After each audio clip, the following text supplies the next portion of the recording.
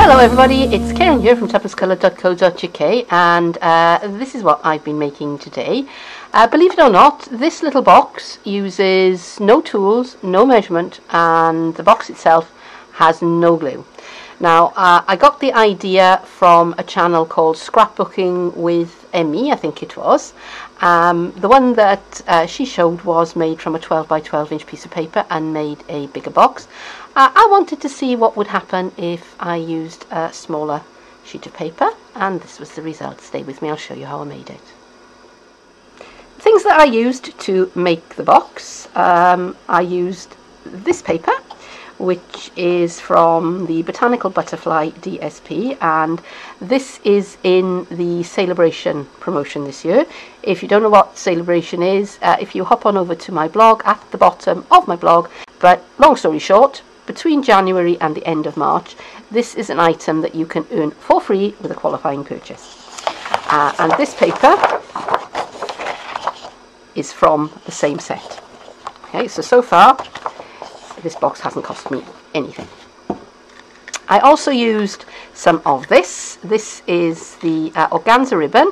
It comes in a pack of 5 different colours, and again, it's something from the Celebration offering this year. I used 2 punches, the 2-inch circle punch and the butterfly duet punch, which is new in the occasions catalogue. And I also used a scrap of gorgeous grape card. As you can see, this is a bit that I've been using for punching, and was just a piece that I had in my scraps box. Before I get started, I just want to run through how I structure my paper folding tutorials. Because the paper is quite stiff and it's rather rattly, makes a noise when you fold it, because I'm using Stampin Up paper and it is very, very good quality.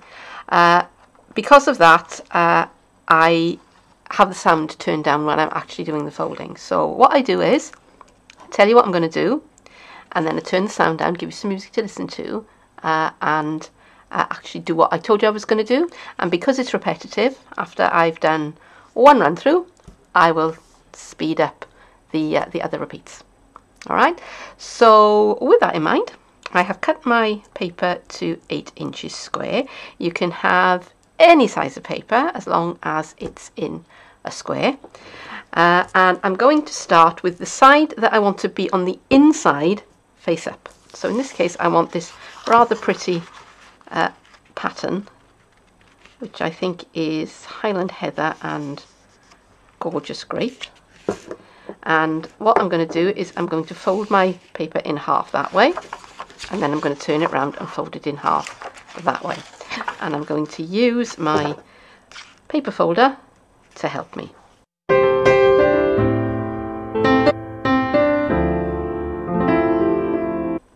Next, I'm going to take this point and fold it into the middle, and then I'm going to repeat that with the other 3 points.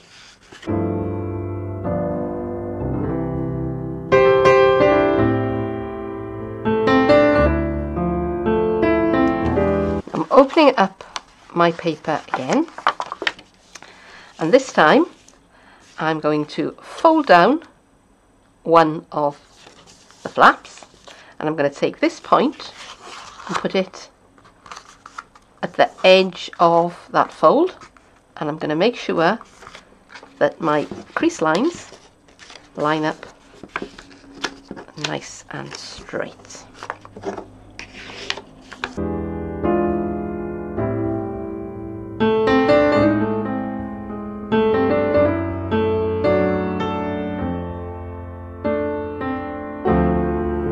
It's very hard to see where the folds and creases are on this patterned paper, so what I will do, I will do a diagram of it, and I will put it up there for you to see. Alright, so along these straight edges there are kind of corner folds, but if you try to do this, you can see that it now wants to start to be a box.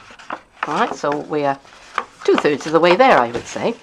Alright, so for this next part, I'm going to fold this diagonal fold in, sharpen it, and this one in and sharpen it, and I'm just going to fold those extra bits of paper out of the way, because what I'm going to do now, I'm going to fold from this corner, can you see where that is, to that corner, and I'm just going to line up the fold with this crease and line up the edge of my paper with this edge of paper.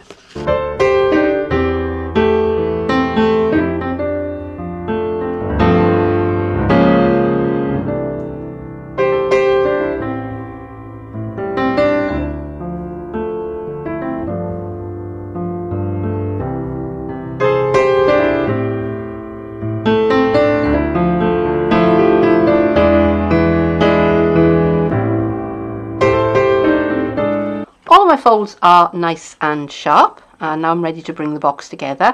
Now it would be at this point that I would put my gift inside the base of my box here, and I'm just going to bring up the sides.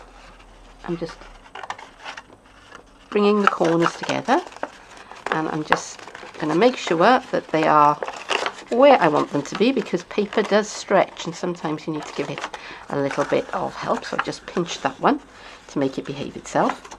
So I'm going to fold over the last fold that I made, and I'm going to fold over one of the flaps. Then I'm going to fold the next flap to it over the one that I just folded, and then the third one, and I've only got one left, and this one's the one that's slightly tricky because it tucks underneath the first one, and it all fits together very nicely, just like that. I want to decorate my little box up a bit before I give it away, and I've got a sheet of this paper which is also in the same set as the paper I made the box out of. So it's in that botanical butterfly DSP, which is free. And I've kind of rough cut around this butterfly because I think that colour will go very nicely with the box. Excuse me, I've got a bit of a frog in my throat. So I could fussy cut it out, but as it happens, we have this punch, the butterfly duet punch. Now the reason why I didn't just go in with the punch straight into my piece of paper was, first of all, I wanted to make sure that I had my butterfly lined up the right way. And yeah, so there's one there that I could possibly get. I'm punching a piece out of that one as well, because this punch punches out 2 butterflies at a time, and I only want one. So that is why I've done a little bit of rough cutting. Now I want to cut out this butterfly and to make sure that it will fit into my punch. I've got a post-it note. I'm going to trim that down, and I'm going to use my post-it note to make a handle to hold my butterfly, because if I tried to get it in without the post-it note, I wouldn't have anything to hang on to. And I have tried doing it in the past, and it's very, very fiddly. Now I've got 2 layers of paper going on here, so I have to be a little bit careful, and when I think I'm about there, I just sort of close my punch sort of halfway. Would be wrong.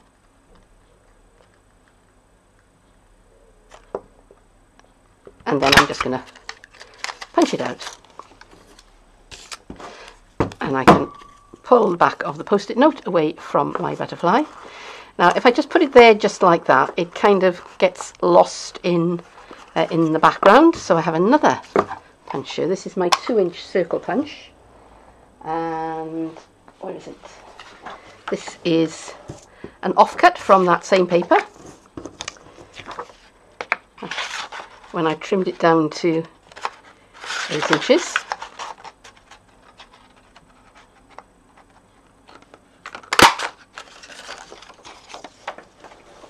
There we go. I'll pop a dimensional onto the back of the butterfly. Now I did chop off its antennae, but nobody's really going to notice, so which way around do I want to put it? Which looks good? That looks nice.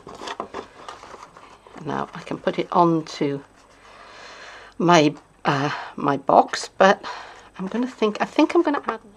Alright, I decided that although this is very, very pretty and I do like the effect on the box, I wanted a little something else as well, and I decided to use some of the organza ribbon, which is in Celebration this year, and to stick it on, to kind of make a belly band out of it, rather than to try and stick it directly onto the box, because I want to be able to just slide it off. I did try using glue dots, and it didn't end terribly well. So this is just a piece. Oops, I didn't want that to happen. I did not want that to happen. I didn't. Shouldn't have done that. So I'm just kind of measuring out a length of the ribbon. Oh, for God's sake. And so bang that over the way.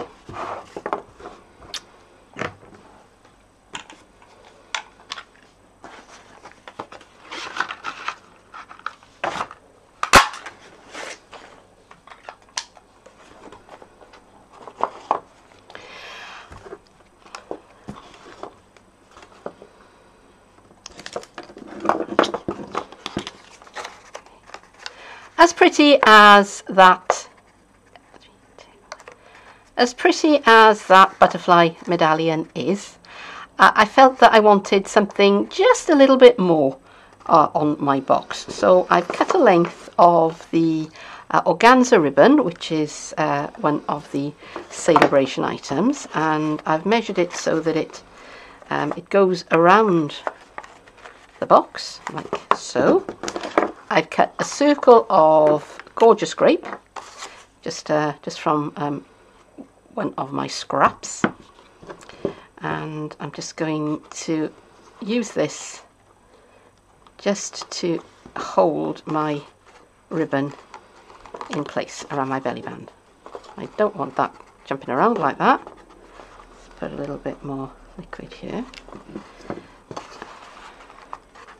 Actually, strong tape probably would have been better for this, but yeah, I kind of wasn't expecting to do this. I wasn't expecting this. You know, this really is a kind of last minute design decision, this one is. So I'm putting that around the halfway mark there, and now more adhesive over the top.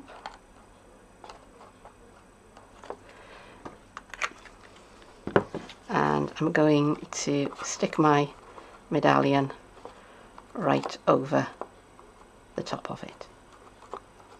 I enjoyed making this, and I hope that you enjoyed watching the tutorial.